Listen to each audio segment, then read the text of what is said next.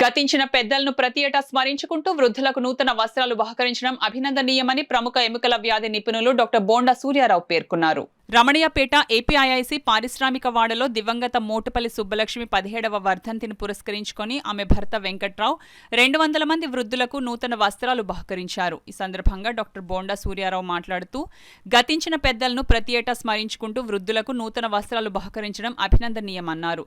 ప్రముఖ న్యాయవాది పెండెం శ్రీదేవి మాట్లాడుతూ దివంగతురాలైన భాగస్వామిని స్మరించుకుంటూ ప్రతి ఏటా పేద మహిళలకు నూతన వస్త్రాలు అందజేయడం వలన ఆమె ఆత్మకు శాంతి కలుగుతుందని అన్నారు. ఈ కార్యక్రమంలో మాజీ సర్పంచ్ అడబాల రత్నప్రసాద్, బీజేపీ నాయకులు సుబ్బారావు, ఎస్ శ్రీ నగేష్, చింతపల్లి సుబ్బారావు, పి పార్థసారథి, రాజా, కుటుంబ సభ్యులు పాల్గొన్నారు. స్త్రీలందరికీ కూడా బట్టలు పంపిణీ చేయడము, అన్నదాన కార్యక్రమాలు చేయడం అటువంటి 15 సంవత్సరాల నుంచి కూడా చేస్తున్నారు. ఇది అందరికీ ఒక విషయం మనం గమనించాలి.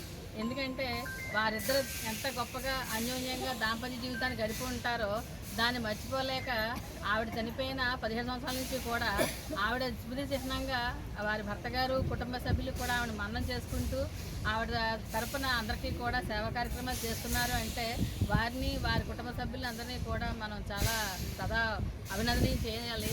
దీన్ని ఆదర్శంగా చేసుకుని అందరూ కూడా సమాజం కోసం బ్రతకాలి, కుటుంబం కూడా మంచిగా ఉండాలి. కుటుంబం బాగుంటే సమాజం బాగుంటుంది. ఈ రెండింటినీ అర్థం చేసుకుని అందరూ కూడా వారిని ఆదర్శంగా తీసుకుని సమాజానికి ఉపయోగపడేలాగా అందరూ కూడా ఉండాలని చెప్పేసి మనస్ఫూర్తిగా కోరుకుంటూ 17వ వర్ధంతి ఆ సందర్భంగా ప్రతి సంవత్సరం మేము పేదలకు చీరలు పంపిణీ చేయడం జరుగుతుంది. అయితే గత 3 సంవత్సరాల్లో కరోనా సమస్యలను చేయలేదు. అలాగే ప్రతి సంవత్సరం వాళ్ళకి ఇంకా ఎక్కువ సేవ చేసుకోవాలని అనుకుంటున్నాము. ఇక్కడ బుక్ చేసిన వాళ్ళందరికీ నా నమస్కారం. ఇందులో కరోనా సమయంలో చేయలేదు తప్ప ఈ 17 సంవత్సరాలతో కూడా వాళ్ళు అప్రదాతంగా కంటిన్యూస్గా చేస్తూ ఉన్నారు. వారు చేస్తున్న సేవ మరి సమాజానికి స్ఫూర్తి.